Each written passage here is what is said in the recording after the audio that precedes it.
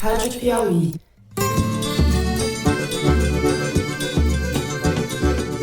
Olá, sejam muito bem-vindos ao Foro de Teresina, o podcast de política da revista Piauí. O Milton, coisa rara de eu falar aqui. Eu boto a minha cara no fogo pelo Milton, minha cara toda no fogo pelo Milton. Eu, Fernando de Barros e Silva, na minha casa em São Paulo, tenho o prazer de conversar com as minhas amigas Thaís Bilenque, também em casa, também em São Paulo. Salve, salve, Thaís. Salve, salve, Fernando. E quero cumprimentar, Carlos Siqueira, o PSB, pela decisão de apoiar o presidente Lula para presidente da República.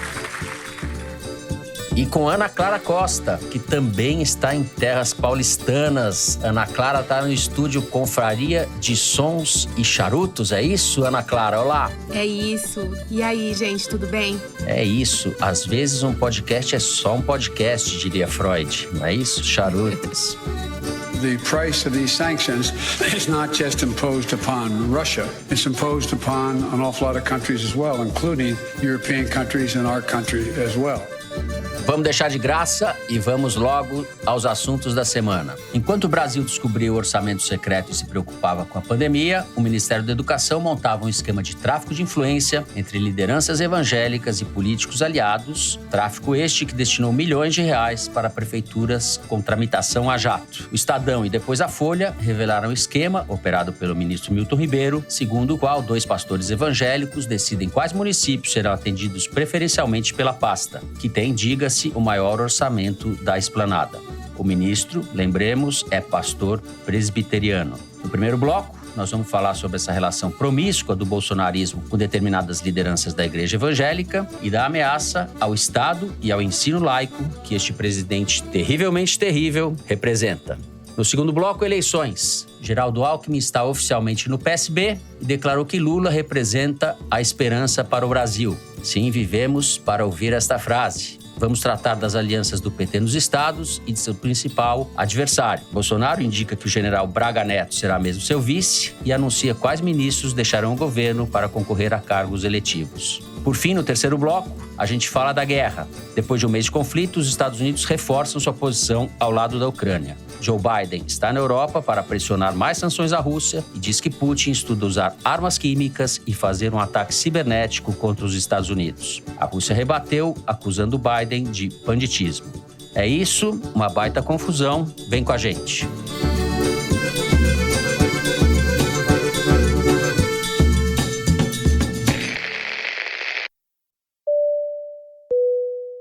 Antes de começar, um aviso. Você vai notar uma diferença na qualidade do áudio da Thaís comparado ao do Fernando e da Ana Clara. Tivemos um problema técnico. Nada que tenha abalado a qualidade da informação e da apuração da Thaís.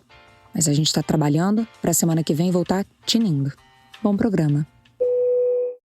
Muito bem, Thaís Bilenque. Pensávamos, ou eu pensava, que depois de Weintraub, nada poderia ser pior no Ministério da Educação. Não é bem assim. Eu acho que a gente pode começar contando para nossos ouvintes quem são esses personagens que estão se beneficiando de tráfico de influência no Ministério da Educação. Bom, Fernando, o lobista-chefe do MEC é o pastor Gilmar Santos, que é um cidadão maranhense que nasceu em São Luís e começou a ser pastor com 20 anos de idade, no interior do estado, na verdade, não foi nem na capital. E aí, depois de uns 20 anos, ele se mudou para Goiânia para espalhar as suas igrejas da Assembleia de Deus Cristo para Todos, que é a denominação que ele criou. Essa igreja está longe de ser a maior denominação do Maranhão, de Goiânia, muito menos do Brasil. É uma denominação sem grande expressão e, politicamente, também não há justificativa para ele ter se tornado uma pessoa central no Ministério da Educação. Ele também não tem uma grande expressão política. Pelo menos das lideranças com quem eu conversei, do setor evangélico, ninguém disse que o conhece. Nem o Marcos Pereira, presidente do Republicanos, que é ligado à Universal, nem o Silas Malafaia, que é um dos grandes porta-vozes do segmento perante Bolsonaro, e nem políticos do próprio estado do Maranhão, com quem eu conversei, dizem que conhecem o pastor Gilmar Santos. O Malafaia foi além. Ele falou o seguinte, ele falou: Não sei quem apoia esse Gilmar Santos, não sei nem se o João Campos, que é um deputado ligado à Assembleia de Deus e foi presidente da Frente Parlamentar, tem algumas publicações em redes sociais associando os dois, mas o Malafaia diz, olha, eu não sei quem apoia, eu sei que ele não é um líder de relevância, é um conferencista de uma organização pequena e não sei o que ele está fazendo lá. O que esses dois pastores têm a ver com intermediação de verba? Vai ser candidato daquele jeito do Silas Malafaia? Vai ser candidato, é papel político. O que eles estão fazendo lá? Como é que são recebidos 23 vezes pelo ministro? Eu queria entender. 2 caras querem manchar a nossa reputação. Se já não bastasse preconceito, se já não bastasse esculhambação e alguns maus exemplos, agora nós somos esculhambados e pastor agora é intermediário de verba para a prefeitura. Isso é um absurdo dos absurdos. Estava todo incomodado, todo manifestando incômodo com essa revelação dos jornais, dos jornalistas. Conversando com alguns políticos no Maranhão que conhecem ele, eu cheguei, por exemplo, no caso do senador Everton Rocha, que é do PDT, e rompeu com o governador Flávio Dino para se lançar candidato a governador no estado do Maranhão esse ano.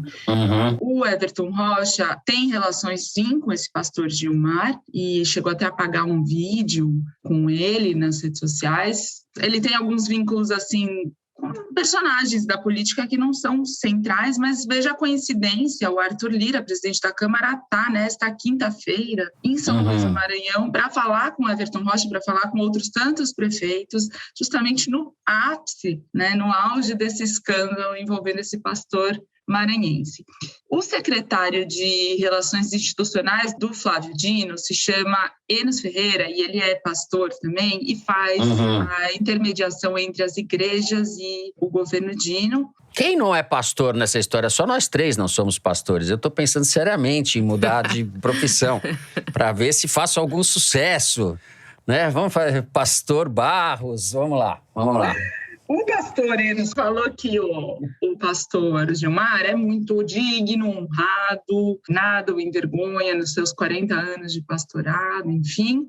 Mas disse uma coisa que daí me chama a atenção, porque ele está no governo Flávio Dino, defende o Flávio Dino, mas diz que não tem condição de o setor evangélico apoiar o Lula nas eleições de outubro. Que o apoio do segmento evangélico maciçamente vai para o Bolsonaro, ainda que não de forma tão fervorosa quanto em 2018, mas majoritariamente vai, porque é impossível subir no palanque do Lula. E o próprio Everton Rocha, que é amigo desse pastor, ele quer apoio bolsonarista para se lançar candidato a governador no Maranhão, mas declara apoio ao Lula. Quer dizer, é uma mistura que esses políticos fazem do uso da religião e da entrada que eles têm nas igrejas que não tem nenhuma coerência política partidária. Ana Clara, o ministro Milton Ribeiro corre risco de ser defenestrado do poder, do ministério?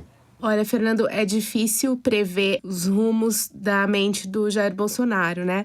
Mas se a gente pegar o exemplo de outros ministros que se envolveram em escândalos, é possível que ele continue onde ele está. Como é o caso do ministro do Turismo, que logo no início do governo foi investigado e há inúmeras provas de que ele trabalhou com candidaturas laranja na sua própria eleição e não chegou a sair. E sempre que um ministro cai do governo Bolsonaro, nunca é por esse tipo de razão. Não é por questão de escândalo ou nada. Se a gente for pegar o próprio exemplo do Ministério da Educação, que teve no início o Vélez Rodrigues, que era aquele ministro colombiano, olavista, que foi colocado no ministério para fazer aquela limpa e mudar completamente os rumos da educação, digamos, né? Ele caiu quando, politicamente, ele ficou insustentável ali, porque você tem 1000 coisas, né? Você tem a repercussão pública do que ele falava, você tem os partidos do Centrão querendo entrar no ministério e encontravam nele, mais pela inoperância dele do que pela boa índole, acabavam não conseguindo acessar o que eles gostariam de acessar, e ele caiu. Quando a Weintraub assume e causa todo aquele absurdo que ele causou nas opiniões que ele emitia, nos vídeos que ele publicava, ele não teve nenhum escândalo de corrupção no ministério, mas assim, ele caiu depois de ter esticado muito a corda nessa questão da ideologia, tornando-se também também insustentável politicamente. No caso do Milton Ribeiro, embora ele não seja um representante indicado por todos os setores da bancada evangélica, ele tem um apoio, ao menos mínimo, do Centrão para estar nesse cargo. O Centrão controla, por exemplo, o Fundo Nacional de Desenvolvimento e Educação, que é o FNDE, que tem um orçamento de mais de 40 bilhões e que, inclusive, o orçamento secreto do governo, que eles chamam na linguagem técnica de RP9, tem uma parcela significativa do orçamento secreto e é totalmente dominado pelo Centrão. Então você tem esse jogo político que acontece ali, que, conversando com as pessoas essa semana, alguns líderes partidários do Centrão, a avaliação deles é que, neste momento, como o Bolsonaro tem outras preocupações, sobretudo eleitorais, o Ministério da Educação não vai ser o que vai tomar o tempo dele. Eles avaliam que aquilo é um fato isolado, que não tem corrupção, que você tem pastores fazendo intermediação de negócios sem necessariamente envolvimento do ministro, embora o ministro tenha indicado, estou aqui falando o que eu ouvi dessas lideranças, não estou dizendo o que eu acho. Embora o ministro tenha indicado esses pastores, ele não teria envolvimento nesse tipo de intermediação e que o fato dele ter dado entrevistas, enfim, ele falou com a CNN na quarta-feira, dizendo que passou investigação para a CGU, que isso indica alguém que não está prestes a cair. É provável mesmo que ele não caia por essas coisas que você relatou, mas não dá pra gente cair nessa historinha, né? Esses esquemas que estão sendo revelados parecem muito com aquele esquema que foi revelado também na CPI da Covid, aquela entidade evangélica que fazia intermediação de compra de vacina. Tô certo ou não? Não, tá super certo. Mas o que eu tô dizendo é a leitura que eles estão fazendo do momento. Ou seja, como na avaliação deles não há corrupção, o Bolsonaro ainda pode bater no peito na avaliação deles para dizer que não tem corrupção no governo. Para dizer que foram casos isolados de pessoas de má índole que estão se aproveitando do orçamento para se beneficiar. Mas que isso não tem origem na cúpula do governo. E essa é a desculpa que eles vão dar publicamente. E o Bolsonaro tem uma questão muito pragmática, que é, ele não tem tempo para isso hoje. Ele tá 101% focado na eleição. O que ele vai dizer é isso, que não há corrupção, tem pastores fazendo intermediação, não são relações que remontam à cúpula do governo, embora o presidente tenha recebido esse pastor no Palácio do Planalto antes mesmo de ser nomeado no Ministério da Educação, então existe uma relação ali anterior. Mas hoje, enquanto gravamos essa edição do Foro, na quinta-feira, dia 24, a avaliação de quem está próximo ali da Casa Civil é de que ele, por enquanto, fica. E o pano de fundo dessa questão, ou a moldura dessas apropriações indevidas de dinheiro público, desses esquemas que são bastante conhecidos na política brasileira, é o enfraquecimento do Estado laico que vem sendo promovido por esse governo, em várias frentes e no Ministério da Educação em particular. Esse é um problema grave, eu acho, que para o qual talvez a gente venha, todos nós, imprensa, etc., venha dando menos atenção e importância do que de fato tem, né? Porque nada contra denominações evangélicas, etc. Tudo contra a ingerência da religião no Estado, né? Isso é uma bandeira do Bolsonaro, inclusive, né? Quando ele fala que vai pôr no Supremo um ministro terrivelmente evangélico. É que a religião não é um fim nesse caso. Ela é só um subterfúgio para você aglutinar um grupo de intenções duvidosas, né? Não é que, de fato, alguém tenha algum interesse edificante espiritualmente ali. Segundo eu apurei, um dos prefeitos que deu origem a essa rede de prefeitos e municípios beneficiados se chama Júnior Garimpeiro, do PP, do mesmo partido do Ciro Nogueira e do Arthur Lira. Ele é prefeito de Centro Novo do Maranhão, uma cidade de 22 mil habitantes. E em maio, ele conseguiu levar o ministro Milton Ribeiro para esse município e o pastor Gilmar, que estava lá, falou assim, a gente está levando os recursos direto para os municípios e tal, sem intermediação. Em agosto, de fato, esse município recebeu a reserva de R$300 R$200 mil para construir uma escola. Em setembro, esse prefeito, Júnior Garimpeiro, foi preso e ficou 2 semanas foragido até ser preso, de fato, em outubro, no Complexo Pedrinhas, em São Luís, por extração e venda ilegal de ouro. Quem assumiu a prefeitura desse município foi o Moab Carrias, que é amigo pessoal do pastor Gilmar e esteve presente como o próprio Júnior Garimpeiro em jantares na presença do ministro. E aí o Márcio Gerri, que é um deputado do PCdoB e atualmente secretário do governo Dino, publicou no Twitter uma mensagem assim, olha só. Há quem diga que o ministro Milton Ribeiro aprecia um bracelete de ouro, mimo que teria recebido durante um badalado jantar em Brasília no passado. É uma região, essa região no norte do Maranhão, que tem reservas de ouro importantes, como a Arizona, cujos impactos ambientais e sociais são terríveis para a população local, mas podem render belos presentes para autoridades. Você vai contando essa história que é muito interessante, e eu só prestando atenção aqui no nome do prefeito, como é que é? Júnior Garimpeiro, é isso? Júnior Garimpeiro. Tem poesia no Brasil, né? Tem poesia na lambança. A prisão é de Pedrinhas, é isso? Presídio de Pedrinhas, Júnior Garimpeiro, parece conto do Guimarães Rosa. Ai, meu Deus do céu. Simão, os predestinados. Os predestinados, é. Bom, é isso. Aleluia, aleluia. Vamos então encerrando o primeiro bloco do programa. No próximo bloco a gente vai falar de Lula, de Bolsonaro, das disputas eleitorais nos estados, das dificuldades do PT em alguns deles. A gente já volta.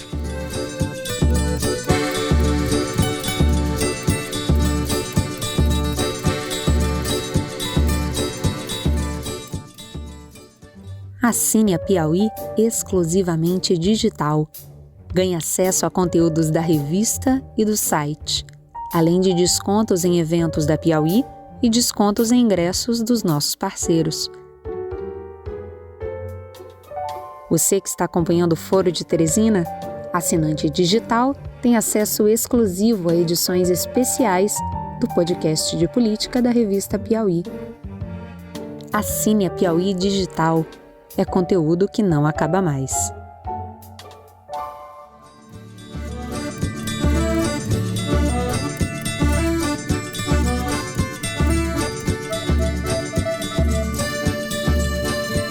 Muito bem. Do ponto de vista da relevância, a filiação do Alckmin ao PSB, depois de mais de 30 anos no PSDB, é o assunto mais importante, mais impactante do processo eleitoral, embora já fosse uma bola cantada. O Alckmin se filiou ao PSB na cerimônia de filiação, disse que o Lula representa a esperança do Brasil. Esse, para mim, é o principal fato eleitoral da semana, dos últimos dias. Acrescentando que também em São Paulo, Guilherme Boulos, do PSOL, anunciou a desistência de participar do governo de São Paulo e disse que vai apoiar o Fernando Haddad, abriu o caminho para que o Haddad tenha mais chances ou praticamente vá para o segundo turno. Ainda precisa ser resolvida a questão do Márcio França, que também quer ser candidato a governador de São Paulo, mas o fato é que o Lula limpou o terreno, pelo menos em São Paulo. Ele tem problemas no Nordeste, a gente vai falar também sobre isso. Ana Clara? Bom, Fernando, sobre a entrada do Alckmin no PSB e as vésperas dessa oficialização da aliança entre ele e o Lula, é bom a gente lembrar também que nem tudo são flores ali, né? Tem uma parte expressiva do PT liderada pelo Rui Falcão que discorda dessa aliança, que acha que ela é incoerente, acha que ela vai dar problema. E é possível que algum problema dê, assim. Eu acho que pelas filiações ao PSB que a gente assistiu ontem, há vários nomes que estavam na campanha do Alckmin em 2018, como Pedro Tobias, por exemplo, numa indicação de que são as pessoas que o Alckmin também vai levar para a campanha presidencial dessa vez. Ele já deu indicações que há pontos do programa de governo dele de 2018 que ele deseja que constem do programa de governo dessa chapa Lula-Alckmin esse ano. E ele disse algumas frases ontem durante o evento que, embora você tenha toda a razão quando ele fala que o Lula é a esperança, enfim, associando o Lula há uma esperança de futuro para o Brasil. E a democracia, né? E para a democracia, exato. Ele também deu outros recados, né? Ele disse que apoiar não significa deixar de emitir discordância, mas fez um head dizendo que é preciso não confundir discordância com ultimato, nem lealdade com subserviência. E no final ele conclui dizendo que a lealdade dele é com os destinos do país. Ou seja, ele riscou uma linha no chão, aparentemente, ali para sinalizar, acho que para esse núcleo dele que tá indo junto, que não é uma aliança sem contestação. Eu acho que isso ficou claro. O pano de fundo disso tudo que você falou é a excepcionalidade do momento, que ele também falou. O Brasil vive um momento de excepcionalidade política e você tem que demarcar, a linha principal a ser demarcada entre democracia e ditadura, entre civilização e barbárie, se a gente quiser. Daí falo eu, que eu acho que eu tenho certeza é o que está posto hoje para nós. Mas continuando. Bom, falando um pouco de Bolsonaro, Fernando, a gente tem o Datafolha que deve sair hoje, quinta-feira, e que deve mostrar, assim como as outras pesquisas que foram divulgadas nas últimas semanas, uma leve melhora do Bolsonaro. E eu queria, antes de passar uma ponderação sobre o Lula em relação a isso, eu queria dizer que, dando uma olhada detalhada nos números dos estados, nos números por faixa etária, por renda, por escolaridade e por região, realmente, assim, há uma recuperação do Bolsonaro generalizada. E essa recuperação só não é maior, e por isso essa alta dele não sai da margem de erro, porque as pessoas que ganham até 1,5 salário mínimo e as pessoas do Nordeste, nesses dois grupos, ele não cresceu, ele se manteve estável. E essa estabilidade é o que faz com que o aumento dele em todos os outros segmentos seja equalizado e não signifique uma alta tão expressiva. Então, eu acho que o Datafolha deve mostrar, e o que a gente deve ficar de olho, e eu acho que é o que ele está fazendo, né, com esses programas de pacote de bondades que está sendo aventado há várias semanas aí, que eles vão fazer, que a gente falou no programa passado, é de olho nesse pessoal, que nesse momento que é o Lula. Quem mais está suscetível à crise, quem mais está vulnerável, quem mais perdeu o emprego, nesse momento que é o Lula. Mas a gente não pode deixar de notar que o crescimento dele nas faixas de renda mais altas tem casos que é de 6 pontos. Então, assim, não é de se desconsiderar, eu acho que a gente precisa ficar atento. Dele, Bolsonaro, você está falando? De Bolsonaro, exato. Claro que o entorno dele tá super animado com isso, acha que é o caso, não de cantar a vitória, mas de ter uma visão otimista. Eles acham que é possível chegar muito mais perto do Lula conforme a campanha for se desenvolver. Mas conversando com algumas pessoas nessa semana sobre a possibilidade de derrota do Bolsonaro, que é hoje muito mais plausível do que de vitória, eles me falaram uma coisa interessante. Como é que seria o comportamento do Centrão no caso de vitória do Lula? Porque é aquela coisa, né? A gente imagina, né? O Centrão sempre se move ao sabor dos acontecimentos, então não seria diferente agora. Só que o que foi ponderado pra mim, conversando com algumas fontes, e que eu achei interessante e queria contar pra vocês, é que eles já se imaginam vivendo num outro regime de governo diferente do que era quando o PT governava, que eles chamam de semipresidencialismo implantado. Então, esse semipresidencialismo implantado se dá graças ao orçamento secreto, que é a RP9, né, a rubrica RP9 do orçamento,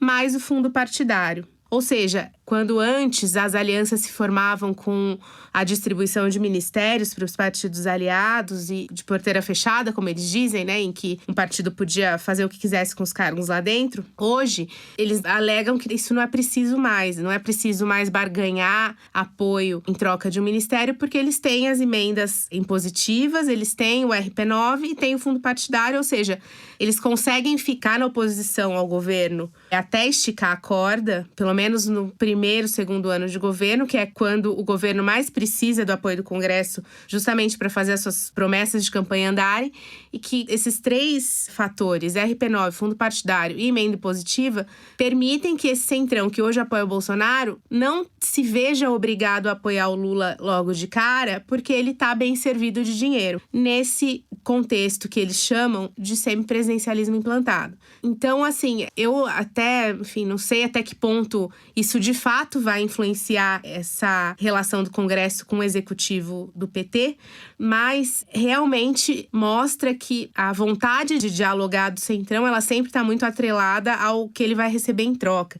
E a partir do momento que ele já tem um colchão, digamos, suficiente, se bem que suficiente não, porque nada é suficiente para o Centrão. O que eu ia dizer é isso. Eu acho que, por um lado, isso pressupõe uma virtude, assim, um comportamento virtuoso, como se fosse fazer oposição. Você deixou claro que as fontes de receita mudaram, né? As maneiras de se apropriar do dinheiro público se modificaram em alguma medida. Mas quando um governo assume, e o Lula, que tem um poder de atração imenso, eu duvido que essa gente fique indiferente ou não seja seduzida. Não quer dizer que todos vão pro colo do Lula imediatamente. É uma parte do Centrão a qual você está se referindo, de qualquer forma, né? É a parte mais próxima do Bolsonaro. Porque uma parte do Centrão já está sinalizando que vai pro Lula. O Centrão não vai atuar de maneira homogênea. Mas não é uma questão de virtude, e sim de valor. Vai custar mais caro. Entendi.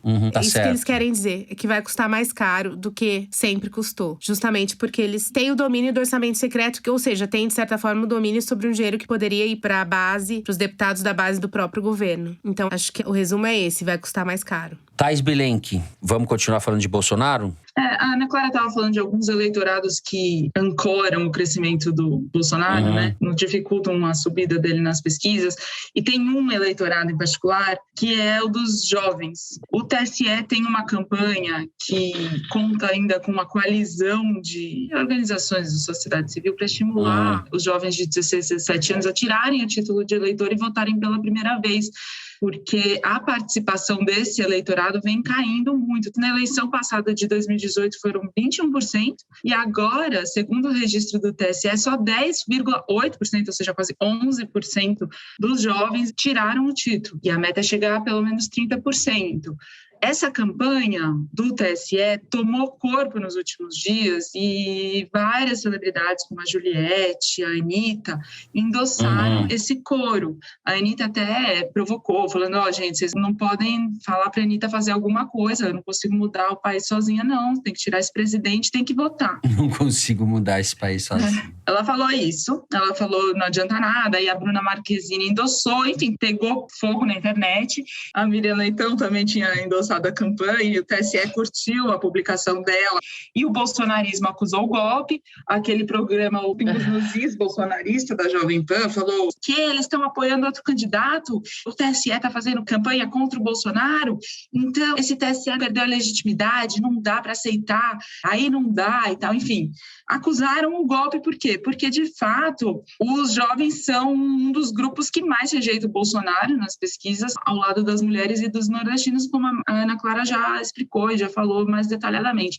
E o Bolsonaro, na semana passada, na última live dele, chamou a secretária de Juventude e assumiu esse problema, falando assim, não é segredo para ninguém, os jovens foram muito afetados pela pandemia, o desemprego é o dobro para os jovens, que são aqueles de 15 a 29 anos, do que para o resto da população. E aí ficou lá falando que vai fazer um parcelamento com mais a anistia da dívida do FIES, que é o Fundo de Financiamento ao Estudante do Ensino Superior, que o Lula, no ano passado, já tinha dito que ia anistiar, e agora o Bolsonaro corre atrás para tentar reduzir a diferença também nesse público em particular. Muito bem, acho que a gente pode falar um pouco sobre dificuldades regionais, que eu sei que você também apurou, Thaís. Existe um problema no PT da Bahia, existe o caso de Pernambuco, que o PT rifou a Marília Reis, existe um problema no Rio de Janeiro, onde o Marcelo Freixo, que foi para o PSB, será o candidato ao governo, e o Alessandro Molon quer ser o candidato ao Senado, certo? Mas o PT não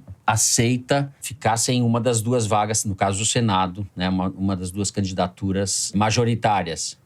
O PT Fluminense, porque o Lula está fechado com o Freixo. Mas o Freixo e com o Molon. Pois é, o Molon e o Freixo têm problemas entre eles. Então, o problema começa antes, porque tem até uma certa resistência aí da classe artística que apoia o Molon e não sabe o que fazer com o Freixo. A campanha ali está meio emperrada por conta das dificuldades que os dois têm entre eles mesmos. E aí o André Ceciliano, presidente da Assembleia do Rio, quer ser o candidato da chapa ao Senado, mas o Molon está mais bem posicionado nas pesquisas, tem mais relevância nacional para disputar, então tem esse entrave no Rio. Em Pernambuco, a Marília Reis, que é neta do Arraes e prima de segundo grau do João Campos, prefeito de Recife, rompeu com ele, teve uma campanha sanguinolenta em 2020, um contra o outro pela prefeitura de Recife. Ela anunciou sua saída do PT para ir para o Solidariedade disputar o governo contra o candidato do PSB, embora ela diga que vai apoiar o Lula, seja o que for, no partido que estiver, mas o PSB não gostou de tê-la lá disputando o eleitorado, então esse é mais uma dificuldade para o PT, para o Lula equacionar nas composições estaduais com o PSB. E no caso da Bahia não envolve diretamente o PSB, mas a chapa que o Jacques Wagner estava tentando montar do PT com o PSB do Otto Alencar e o PP dos progressistas, que é o vice-governador, o João Leão, atualmente, acabou dando errado. O João Leão saiu, o PP saiu da base do PT, o Jacques Wagner desistiu da candidatura. Eles vão lançar um secretário de Educação ao governo que não faz 5% nas pesquisas, dando favoritismo para o ACM Neto. Acho que aí a pista foi escancarada para Painho Neto, certo? Painho Neto sendo ACM Neto. O pessoal do Jacques Wagner resiste porque o apoio do Lula na Bahia é muito relevante para a disputa ao governo. Então, esse secretário de Educação cresce muito nas simulações quando o Lula tem apoio, o Lula vai, dia 31, vai para a Bahia declarar apoio, enfim. A Bahia é um colégio eleitoral bem relevante, né? O maior estado do Nordeste, é o 4º ou 5º estado do país, né? É muito relevante e a eleição pode não ser esse passeio que o Neto está dando nas pesquisas sem o Jacques Wagner nas simulações, mas o próprio Neto resiste a apoiar o Bolsonaro, porque o Bolsonaro tem uma rejeição muito forte lá e o Lula é o maior cabo eleitoral no estado. Então, é mais uma situação que para o Lula ficou menos confortável. Eles perderam um aliado importante, que é o PP, e estão com um candidato com muito mais dificuldade de enfrentar o Neto do que o Jacques Wagner, embora o Jacques Wagner também teria provavelmente grandes dificuldades, né? Já foi governador por 2 mandatos, é senador, não tem tanto ar fresco assim para disputar uma nova eleição. Muito bem, já estouramos o tempo novamente. Vamos ficando por aqui no segundo bloco. No próximo a gente vai falar da guerra na Ucrânia, que está completando 1 mês. A gente já volta.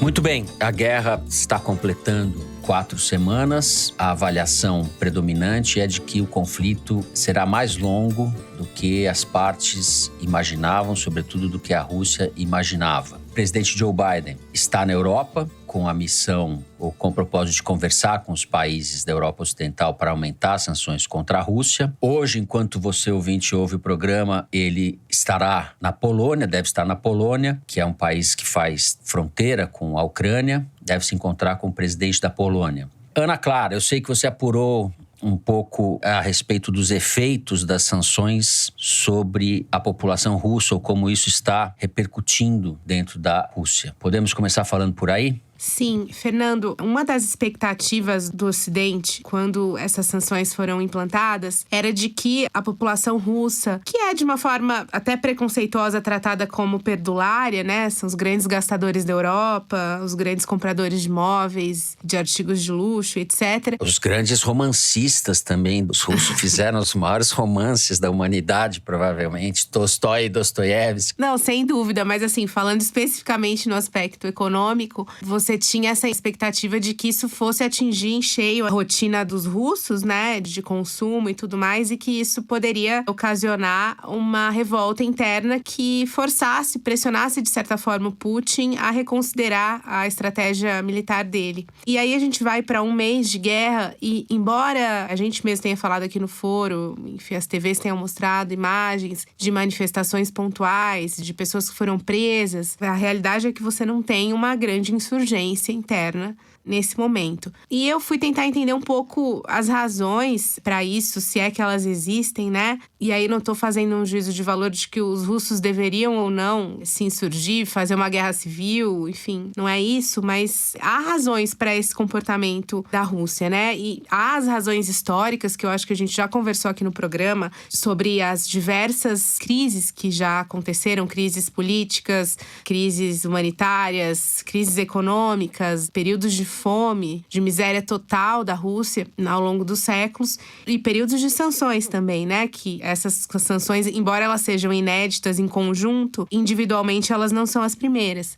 E sempre que há esse tipo de situação, a população tende a se unir e não a se revoltar. E é o que a gente está vendo acontecer agora. Há alguns palpites para esse comportamento, um pouco de, talvez, porque historicamente a Rússia sempre tenha se colocado como um país em busca de unidade, né? Uma união de diferentes povos. Até por isso a União Soviética. E sempre, desde a Primeira Guerra, a Segunda Guerra Mundial, essa noção de unidade tem imperado ali. E isso acabou construindo entre os russos uma certa, não quero ser arrogante aqui, mas uma certa noção de superioridade moral. Porque eles veem valor nesse discurso da unidade, nessa ideia de unidade, né? Então, assim, a gente aceita o sacrifício imposto por sanções, imposto por guerras, por miséria, em busca dessa unidade. Isso não é uma coisa geral, mas há uma raiz forte desse comportamento. E eu comecei a acompanhar a história de uma russa, uma diretora de cinema que mora em Moscou, chamada Olga Stolpovskaya,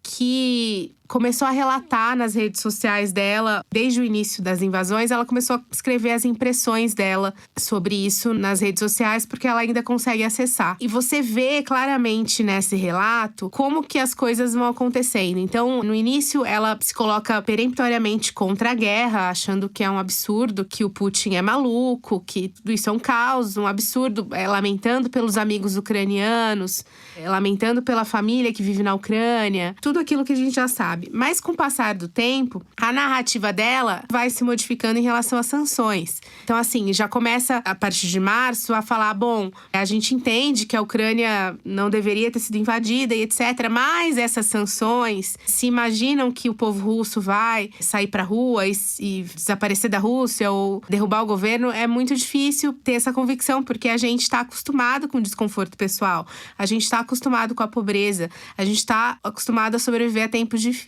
a gente consegue ser feliz sem comida. E isso já aconteceu com a gente em outros momentos.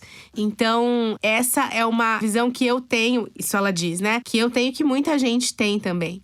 Então, você vê o discurso mudando rapidamente, digamos, né, em menos de um mês, de uma revolta pela guerra para uma certeza de que as sanções são injustas e não vão mudar o cenário. É um exemplo concreto desse comportamento coletivo, generalizado ou de parte da população que você identificou, né? Sim, no caso dessa personagem especificamente, ela não é impactada pela propaganda.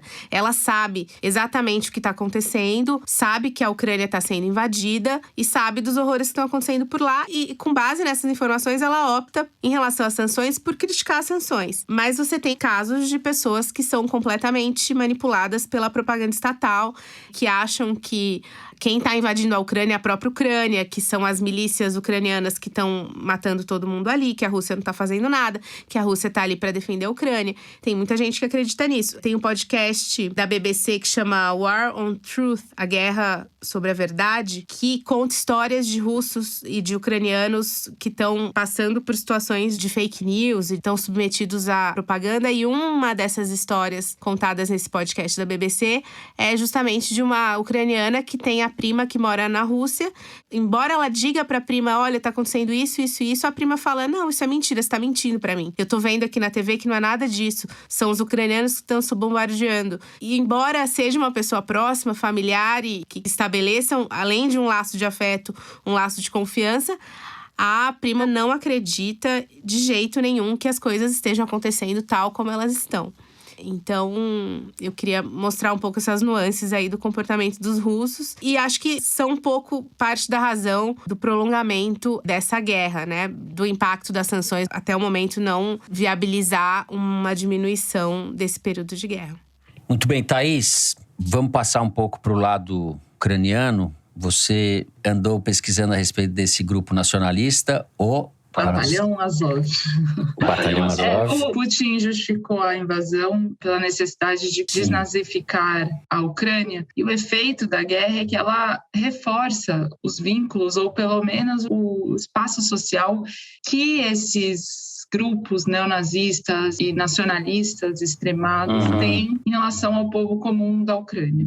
Porque as pessoas estão pegando em armas, né? Estão querendo fazer resistência heróica, civil. Eu conversei com o Guilherme Casarões, que é professor na GV e estuda extrema-direita fora do Brasil e dentro do Brasil também. E aí, sobre esse assunto em particular, esse aspecto, ele diz, eu não diria que a senhorinha que está pegando em arma está ideologicamente ligada ao Batalhão Azov, propriamente. Ela pode ser muito menos radical do que isso, mas, de fato, esse grupo, sobre o qual agora eu vou começar a falar, ele assume um papel mais importante do que ele tinha, talvez, antes dessa invasão da Rússia. O que é o Batalhão Azov? O Batalhão Azov é um movimento que surge no começo de 2014 com o objetivo de lutar contra os homenzinhos verdes na Crimeia, que eram soldados russos não identificados que possibilitaram a anexação da Crimeia à Rússia. Eles têm uma origem ideológica relativamente clara, estou citando aqui o Casarões. Eles são supremacistas brancos ucranianos e é uma tradição ideológica do país que vem desde a ocupação nazista nos anos 40. O principal líder nazista da Ucrânia era Stepan Bandeira, que chegou a colaborar com Hitler na Segunda Guerra, depois rompeu com ele e deixou uma tradição nacionalista extrema no país. Inclusive, os membros do Batalhão Azov são chamados hoje de banderitas, por causa do Stepan Bandeira. E o Batalhão Azov, que surgiu em 2014, praticamente se organizou de maneira armada numa região concentrada, no sul da Ucrânia, na cidade de Mariupol, que é o epicentro da guerra, há algumas semanas já, que está quase totalmente destruída, né? A população não tem acesso a nada, luz, energia, aquecimento, comida, não consegue sair, porque os corredores humanitários são bombardeados, então é uma situação calamitosa que está acontecendo em Mariupol, e é onde esse batalhão, que é nada mais nada menos, era uma milícia praticamente, né? Que em 2014 o governo da Ucrânia decidiu legitimar e incorporar a Guarda Nacional, que equivaleria no Brasil a como se fosse uma polícia militar. Não é o equivalente a um exército, não era voltada para guerras externas, e sim para preservar a segurança interna. Mas eles são um batalhão muito pequeno dentro da Guarda Nacional. Eles chegaram a ter 2.500 membros no auge, mas hoje em dia eles têm menos de 1.000. Segundo o jornal Guardian, um jornal inglês The Guardian, eles são o menor batalhão da Guarda Nacional. E esse gesto de incorporá-los é muito mais uma legitimação política do que, de fato, o empoderamento de grupos neonazistas. O Putin se aproveita disso, dessa legitimação política, ao falar em desnazificar, mas, como o Casarões compara, é como o Flávio condecorar milicianos na Assembleia do Rio. É sintomático, mas não quer dizer que o governo inteiro seja de milicianos. Não dá para você, segundo ele, tomar a parte pelo todo.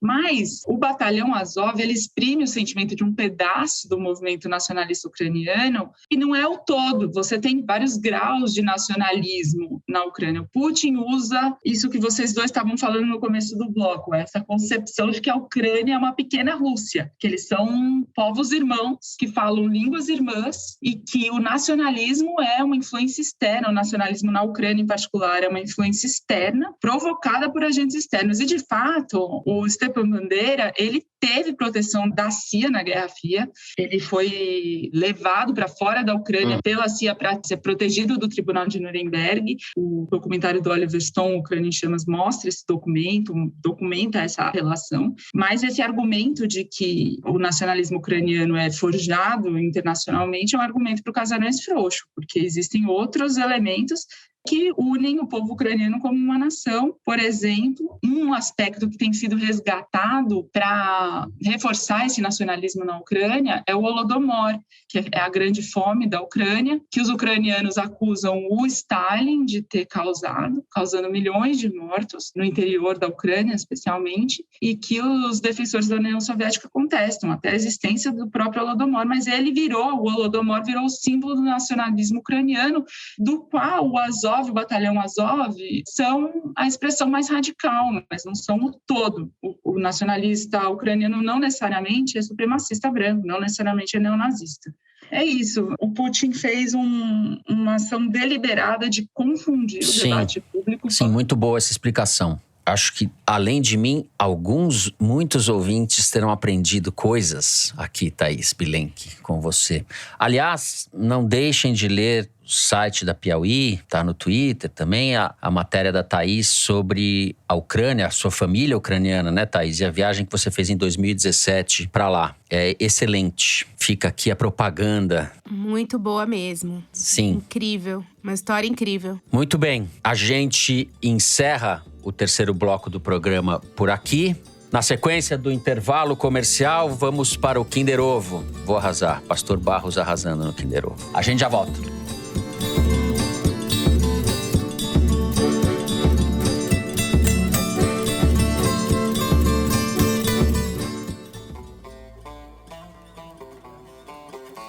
Primavera, longa vencedor de 5 prêmios internacionais, chega às principais plataformas digitais depois de 20 anos de produção.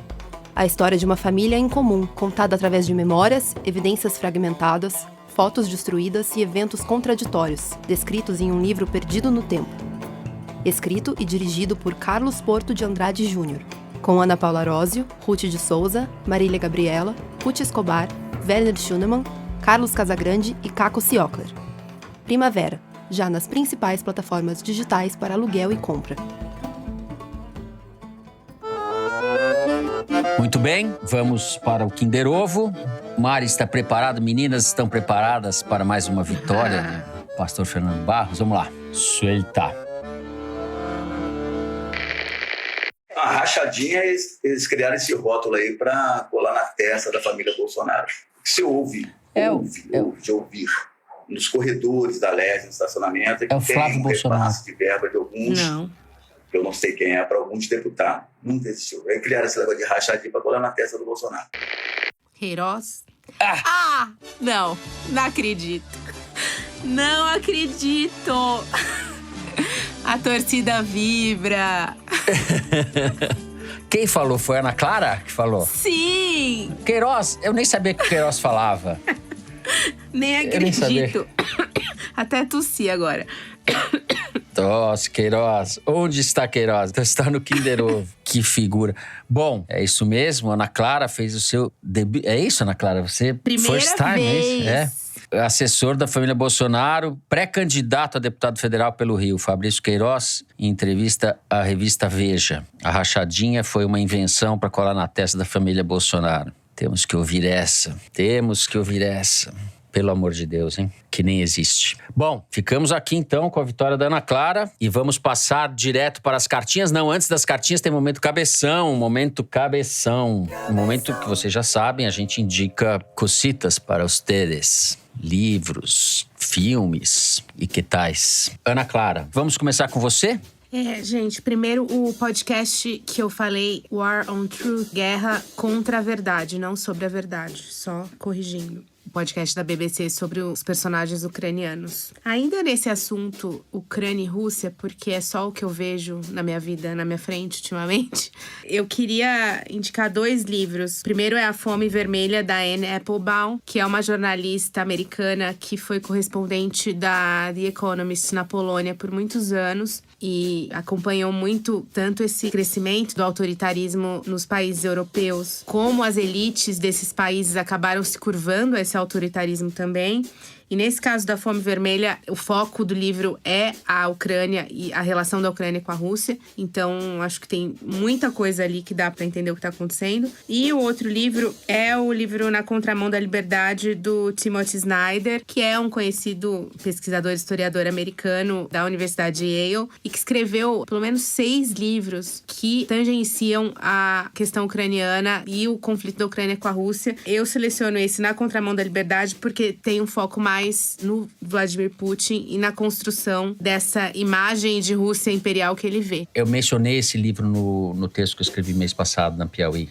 É verdade. Na chegada. Tá vendo? Eu, por osmose, Fernando, eu li você, te ouvi e fui atrás do livro e não dei o crédito merecido. É muito bom o Timothy Snyder. Não precisa dar crédito nenhum. O crédito é do Timothy Snyder, não é meu.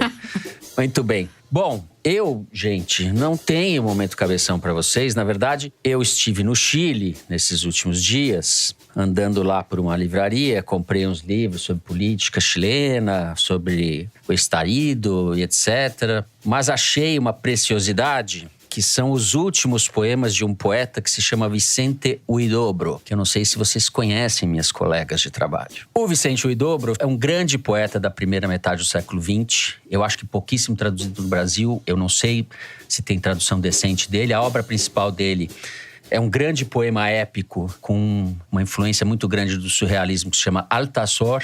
E eu achei um livro com os últimos poemas do Vicente Huidobro. Ele viveu na Europa, nas primeiras décadas do século, foi amigo do Picasso, viveu junto com as vanguardas, foi candidato a presidente no Chile, inclusive, e participou da Segunda Guerra, onde foi ferido. Ele tem uma história bastante épica. E no Althazor, que é um poema lindíssimo, é um poema épico, dividido em algumas partes, ele diz ali na abertura: "Los 4 puntos cardinales son 3. El Sur e El Norte." Eu adoro isso. Então, a minha indicação é que vocês conheçam esse poeta chileno, que é extraordinário. Geralmente, quando a gente fala do Chile, a gente pensa imediatamente em Pablo Neruda, que também é extraordinário. Mas o Huidobro é outro registro, outra pegada. Althazor escreve. Althazor, tudo junto, com Z, Z-O-R.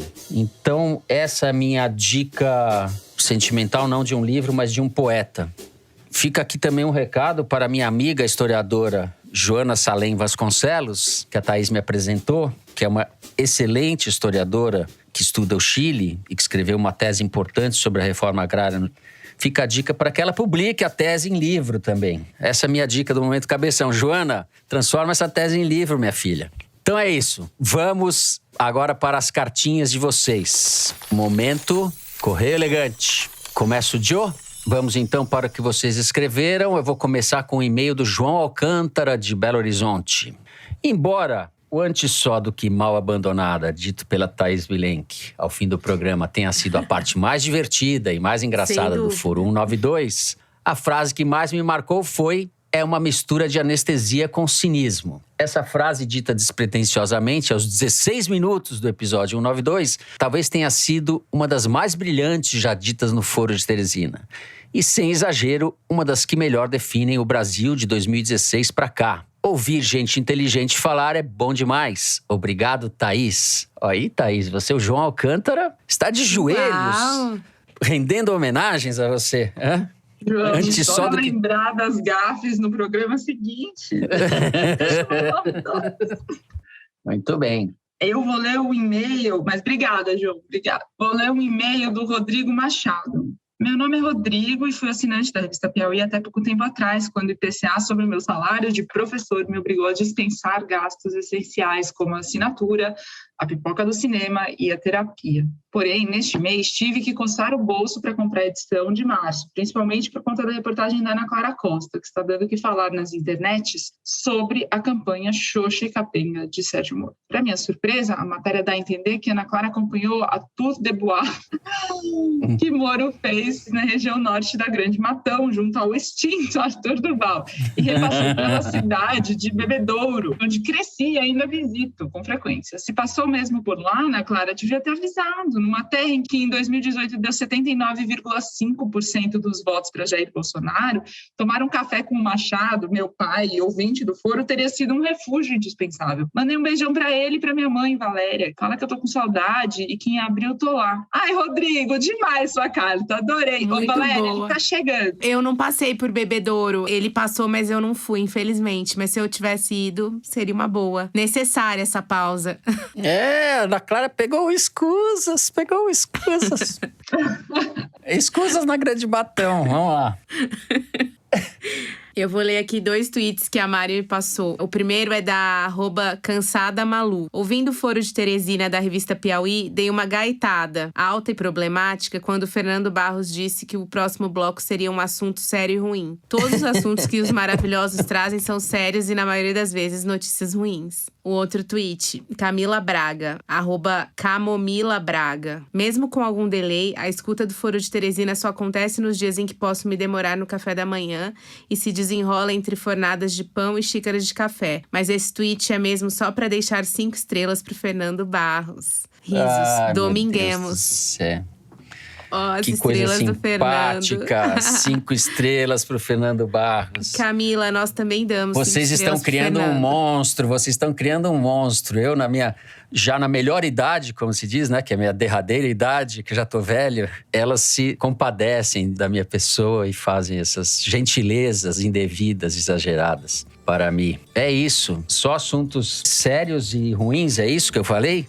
Mas vocês salvam o programa. Foi bom, mas acabou. Assim a gente vai terminando o programa de hoje. Se você gostou, não deixe de seguir e dar 5 estrelas. Já virou um case agora esse negócio. Dar 5 estrelas pra gente no Spotify. Dá lá 5 estrelas. Seguir no Apple Podcast ou na Amazon Music. Favoritar no Deezer. E se inscrever no Google Podcast, no Cashbox ou no YouTube. Eu juro que eu vou ler isso ainda, Mari. Vou falar sem ler. Eu vou conseguir decorar tudo isso sem ler. Você fica sabendo assim das novidades, dos episódios especiais e das edições extras. O Foro de Teresina é uma produção da Rádio Novelo para a revista Piauí, com a coordenação geral da Paula Scarpim. A direção é da Mari Faria. A produção é do Marcos Amoroso. O apoio de produção é da Cláudia Holanda. A edição é da Evelyn Argenta e do Thiago Picado. A finalização e a mixagem são do João Jabassi, que também é o intérprete da nossa melodia tema, composta por Vânia Salles e Beto Boreno. A Mari também edita os vídeos do Foro Privilegiado, o teaser que a gente publica nas redes da Piauí. A nossa coordenação digital é feita pela Juliana Jäger e a checagem é do Douglas Maia. A ilustração no site do Fernando Carvalho.